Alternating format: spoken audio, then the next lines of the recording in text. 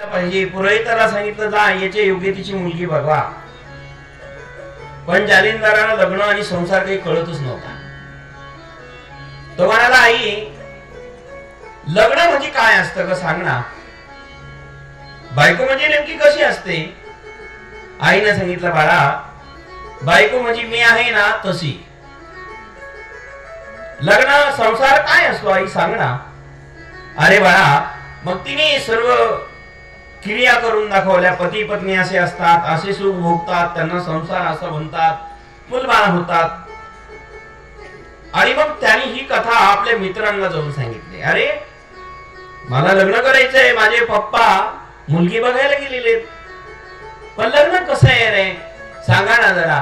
ते काही मित्र म्हणाले लग्नात ते सगळ्या क्रिया, पत्नी कशी असते, लग्न कसं असतं मित्र सांगू लागले, आणि या अज्ञाना मुळे त्याची टिंगलही करू लागले। मित्र काय करतील सांगताच येत नाही। परिणाम याने विचार केला असलं लग्न नसले मुलाबाळा जर होत असेल किती अवघड आहे हा संसार। नको म्हटले, संसारही नको, लग्नही नको, बायकोही नको, मुलगाही नको म्हटले। त्याने जे धूम ठोकले तिथून, वडील मुलगी बघायला गेलेले आहेत, हा निघून आला राजवाड्यातनं बृहद्रव्याच्या घरून। परिणाम जंगलात जात असताना अत्यंत घनघोर अरण्यामध्ये गेला, एका दरीमध्ये जाऊन पडला। प्रेम से बोलो आदेश। दरीमध्ये जाऊन पडला, त्या ठिकाणी अग्नी लागला, अग्नी पेटला।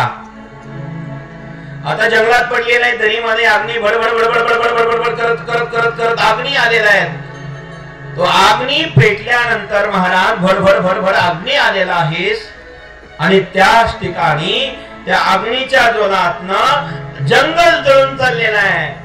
आता त्याच जंगलात हा पडलेला असताना अग्नीने येऊन बघितलं, ज्याला मी बृहद्रव्याचे यज्ञ सोडलं होतं हा जंगलात कसा आला? अग्नी तिथे येऊन मंदावला, शांत झाला। अग्नी म्हणाला अरे मला उठ। हा खडबडून उठला, तुम्ही कोण? अरे म्हटले मी तुझी आई आणि बाप मीच आहे तुझा, तुझी आई मीच आहे, तुझा बापही मीच आहे। त्याने विचार केला तुम्ही माझ्या, तुझं कल्याण होण्याकरता तुला गुरुची गरज आहे। अग्निनारायण म्हणतात तुला गुरुची गरज आहे। ठीक आहे, अशी गुरु कोणी या जगामध्ये? म्हटले भगवान दत्तात्रय। चल मी तुला दत्ताकडे गुरुच्या गुरुकुल, त्या काळातले सगळ्यात मोठं गुरुकुल कोणता असेल तर भगवान दत्तात्रयाकडे होतं। भगवान दत्तात्रयाकडे गुरुकुल होतं, गेले तिथे। अग्निदेव आल्यानंतर जालिंदर आला, अग्निदेव आले, दत्ताना आनंद झाला, त्यांचा सन्मान केला, आदर केला। सांगितलं ठीक आहे महाराज, प्रसन्न झालेले। कसं येणं केलं, काय चर्चा झाली? म्हटले काही नाही, हा माझा मुलगा आहे जालिंदर, याचा विद्याभ्यास होण्याकरता आपल्याकडे आणलेले आहेत गुरुदेव। दत्त म्हटले मी याचा स्वीकार करतो, पण याने किमान माझ्याकडे 12 वर्षे राहिलं पाहिजे। कुठल्याही गुरुकडे गेलं तर किमान कमीत कमी 12 वर्ष। अग्निदेव म्हणाले ठीक आहे, याला 12 वर्षे तुमच्याकडे ठेवा, जगाच्या कल्याणाकरता मी तुम्हाला अर्पण करतो। वडिलांनी गुरुला मुलाला अर्पण करावा जगत कल्याणाकरता, कारण गुरु आपल्याला खरा मार्ग दाखवतात।